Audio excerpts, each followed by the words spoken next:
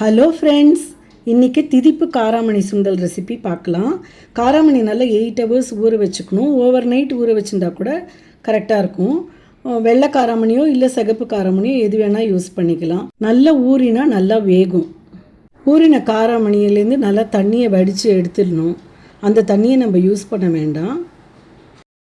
இப்போது ஒரு ப்ரெஷர் குக்கரில் இந்த காராமணி முங்குற அளவுக்கு தண்ணி ஊற்றி நல்லா 3 விசில் வர வரைக்கும் வேக வச்சிடணும். இப்போது குக்கரை திறந்து பார்க்குறச்சே நம்ம காராமணி வெந்தது கரெக்டாக இருக்கும். அப்படியே தண்ணி ஜாஸ்தி இருக்காது. சாதாரணமாக முங்குற அளவுக்கு தண்ணி ஊற்றினா கரெக்டாக போயிடும்.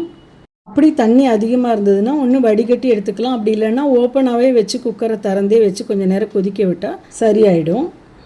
இப்போது 3/4 கப்பு வெல்லத்தை 1/4 கப்பு தண்ணியில் கொதிக்க வச்சுக்கணும். இதுக்கு ஒன்றும் பாகு பதம்லாம் ஒன்றும் தேவையில்லை. நல்லா கரைஞ்சி கெட்டியாக ஆனால் போதும். இப்போது அதை வடிகட்டி நம்ம காராமணி இருக்கிற ப்ரெஷர் பேனில் சேர்த்துக்கலாம்.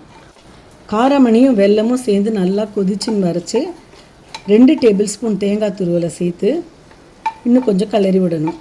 1 ஸ்பூன் ஏலக்காய் பொடியும் போட்டுக்கலாம். இந்த வெள்ளை தண்ணி கம்ப்ளீட்டாக அப்சார்ப் ஆகணுங்கிறதுல கொஞ்சம் பளபளன்னு அந்த வெல்லம் திரியரிச்சையே அடுப்பை ஆஃப் பண்ணிடலாம். ஏன்னா அந்த பாத்திரத்தோட ஹீட்லேயே பாக்கி இருக்கிற வெல்லம் அப்சார்ப் ஆகி தேங்காயோட நல்லா மிக்ஸ் ஆகிடும். இன்னொன்று என்னென்னா, நம்ம கம்ப்ளீட்டாக ட்ரெயின் ஆகிற வரைக்கும் அப்படி வச்சோம்னா நல்லா வெந்த காராமணி கூட சம்டைம்ஸ் வெல்லத்தோடு சேர்த்து கொதிக்கிறச்சே காராமணி ஸ்டிஃபாக ஆகிடும். அதனால் அதை அவாய்ட் பண்ணுறதுக்காக நம்ம முதல்லையே ஸ்டவ்வை ஆஃப் பண்ணிடலாம். இப்போது சுவையான இனிப்பு சுண்டல் ரெடி. Bye friends.